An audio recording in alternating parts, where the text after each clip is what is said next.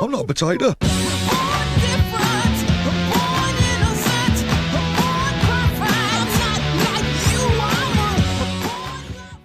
Cars. I can't say that cars particularly interest me, unless they're a transformer of some kind, and even then only like the Decepticon ones, like the Stunticons or whatever, because I find most Autobots pretty boring. Like Bumblebee. Fucking cuck. Today, however, we are talking about vehicles and not with regards to a racing game. We are in fact talking about actual, real-life, honest-to-God cars. Some of you will know where this is going, because something fucking ridiculous is happening involving them. Welcome to hell! Welcome to fucking hell!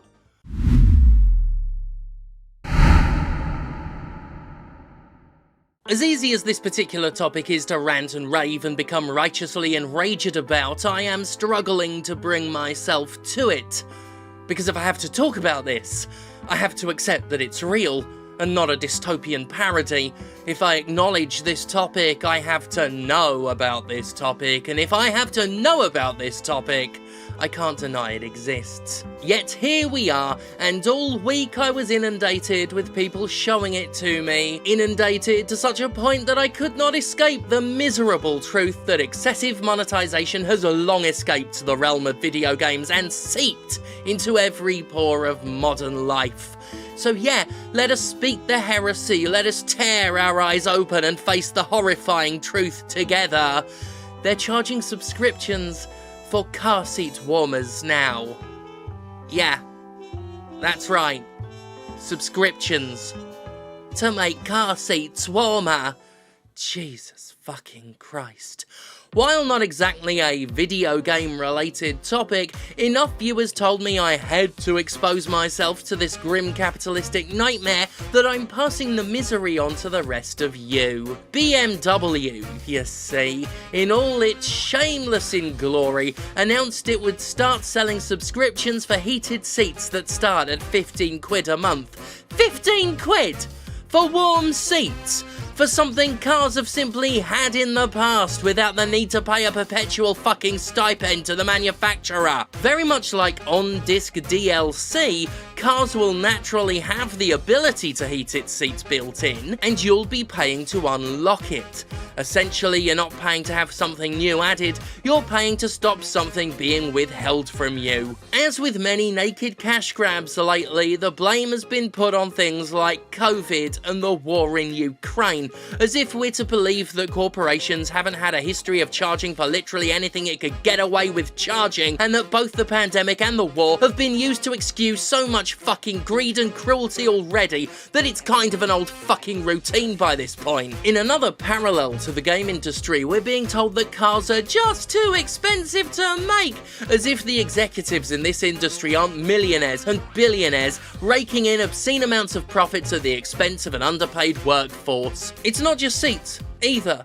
BMW's Connected Drive store offers a suite of what is essentially DLC for real-life vehicles, warming steering wheels, high beams that automatically switch off for incoming traffic, all sorts of shit. All sorts of opportunities to give a multi-billion-dollar company even more money on top of the thousands you've given them already. Yep, this all sounds very familiar. As video game audiences, we're used to seeing companies take the utter piss out of our wallets more than most. We're used to expensive video games offering incremental add-ons, endless spending opportunities via microtransactions, in-game gambling systems typified by loot boxes, and, of course, subscription services for access to servers, extra content, or sometimes just the right to play the games already fucking paid for. I think we could credit gaming for paving a not insignificant amount of the road to the over-monetized society we find ourselves in. We certainly saw how effectively the gaming industry was able to normalize subscription access to things that we never had to pay for before when Microsoft successfully paywalled online multiplayer behind Xbox Live. Many younger players by now will have grown up with the idea that we always paid a subscription to play online games, but I am ancient and decrepit enough to remember when the idea was not only new, but pretty controversial. What Microsoft did was disruptive and seen by many at the time as avaricious, but after all these years, Microsoft has normalized it to the point that nobody questions it anymore. It's now simply the way it's always been. It's the same process we saw with microtransactions, which were always controversial back in the day, but now only make headlines when they're truly exorbitant, like with Diablo Immortal. Slow, grinding, insistent normalization is one of the most insidious tools in the pocket of big business. And we're seeing this normalizing creep towards subscriptions appear everywhere now.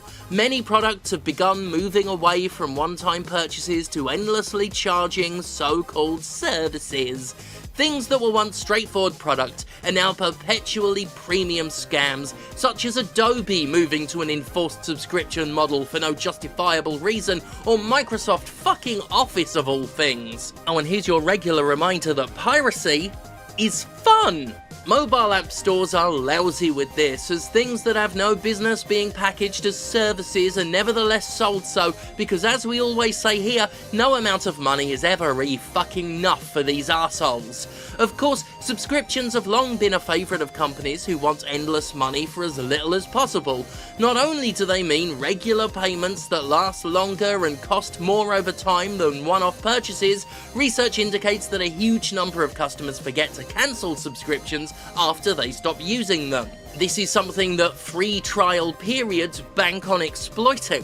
Sign up now for 30 days free! Just make sure you leave us your credit card details up front, and if you forget about us after the 30 days, thank you very much for that $19.99. When you consider exactly how many subscriptions we're expected to sign up for these days, it only gets harder and harder to keep track of what you use and don't use. In gaming alone, you have Xbox Live, PlayStation Network, and Nintendo Switch Online, each with their own additional service tiers, EA Play, Google Play, Apple Arcade, Ubisoft Plus, Nvidia GeForce Now, Prime Gaming, and Google Stadia. This is on top of individual MMO subscriptions and the slew of battle passes infesting games more and more. And the normalizing of a subscription-based life is starting to really ramp up in all facets of the day-to-day. It's a little gauche to point at something and say, "Oh, it's like that Black Mirror episode," but so much of it is like that Black Mirror episode, 15 million merits. The best one. And it's at times like this, looking at subscription-based seat warmers, that I remember how many people have gotten mad at me before for pointing out that capitalism is the driving force behind all the shit people hate about mainstream game publishing. This is such a clear-cut example of how everything we discuss weekly involving excessive video game monetization and customer exploitation can be applied to the world outside gaming, and should be applied to the world outside gaming, because it's fucking important. It's important to understand how much all of you are being taken for a fucking ride. This is such a perfect look at exactly how connected everything really is. Shit don't happen in a bubble, people. And on that note, it is with particular disgust that I point out how both in and out of games, corporate scumlords have decided now is the time to ramp up prices, find extra ways to charge us for things, and attempt to swindle us for all we have via cash grab attempts such as NFTs. Now, when energy costs have risen far above stagnating wages, when a pandemic has brought us to our knees, when the climate is rapidly approaching inhospitability, now is when they charge more, when they fleece us further, when they try to scam us harder than ever. Almost as if they know we're on the verge of fucking societal collapse and they're just strip mining our lives before it's all over. Google Stadia's still a thing though. Lol.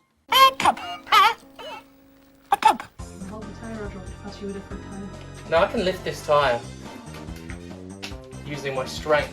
Your strongness? Using all of my professional wrestler's strength. Alright, turn it the other way out, it looks better. Does it look better the other way? Yeah. He's painted that one. Oh. You can tell. Check this out, right?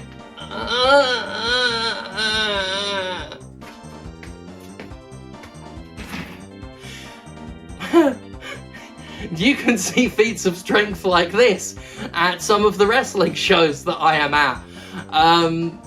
The wrestling dates include August 6th in Leicester at the Y Theatre with Resurgence Wrestling. God, my arms are aching already. August 20th in Newcastle at the Jubilee Club for Avant-Garde Wrestling. And I will actually be doing another date earlier that day in Preston, but I don't have details on that yet. What is the other one?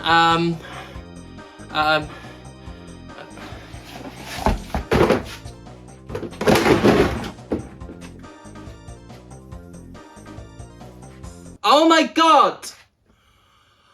Oh no! October 1st in Manchester, Sovereign Pro Wrestling. That's with the 8-person tag match with Kid Bandit. No, elimination match with Kid Bandit and Simon. I've got OCD, like genuine, like medical grade. This is literally the worst thing that's ever happened to me. October 8th, Blackpool. Commander Sterling versus Simon Miller. The big one. I've got to wash my hands. Thank God for me. I've got to wash my... Turn it off. Turn it off.